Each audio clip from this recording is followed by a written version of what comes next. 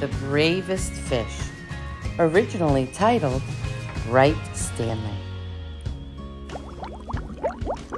Far below the waves, a little fish named Stanley lived with his school. They were the brightest, sparkliest fish of the deep, dark sea. One morning, Stanley woke up late. "Hello, it's me," he called to his friends. But the reef was strangely quiet. Suddenly, Stanley remembered that today was the day his school swam to cooler waters for the summer. "Jumpin' jellyfish," he groaned. He hurried to the meeting point as fast as his fins could carry him. But no one was there. As he looked around, he saw a bright light. "Aha! They haven't gone far," he said, and he raced toward the glow.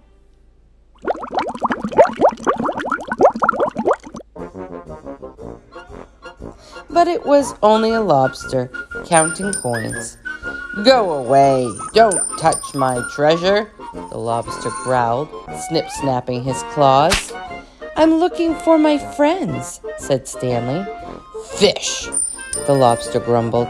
"Those others were in such a hurry to find someone, they upset my coins." "Others?" asked Stanley. "My friends."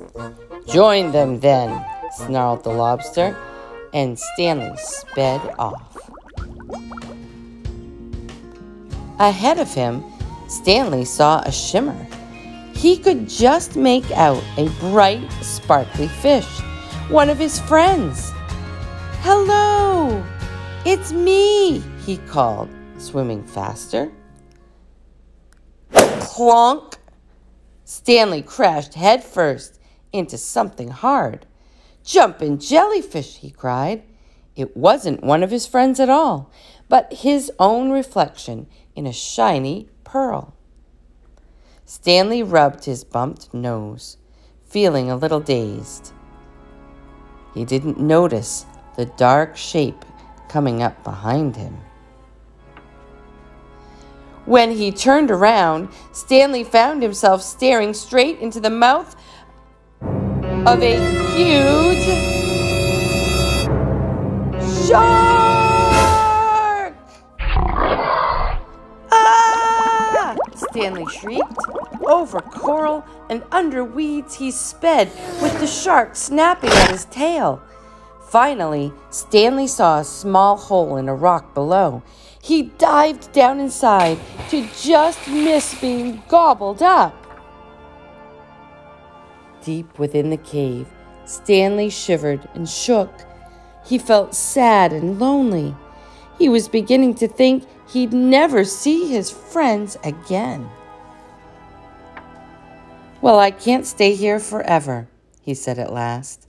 Stanley poked his head out of the cave to see if the shark had left.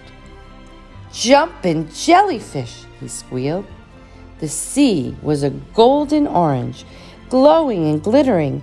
It was the most wonderful sight he had ever seen, because there in front of him were his friends. "Hello, it's me," he called. "Stanley," his friends cheered. "Where have you been? We've been looking all over for you." And Stanley told them his adventures as they swam off in one bright, sparkly, happy school.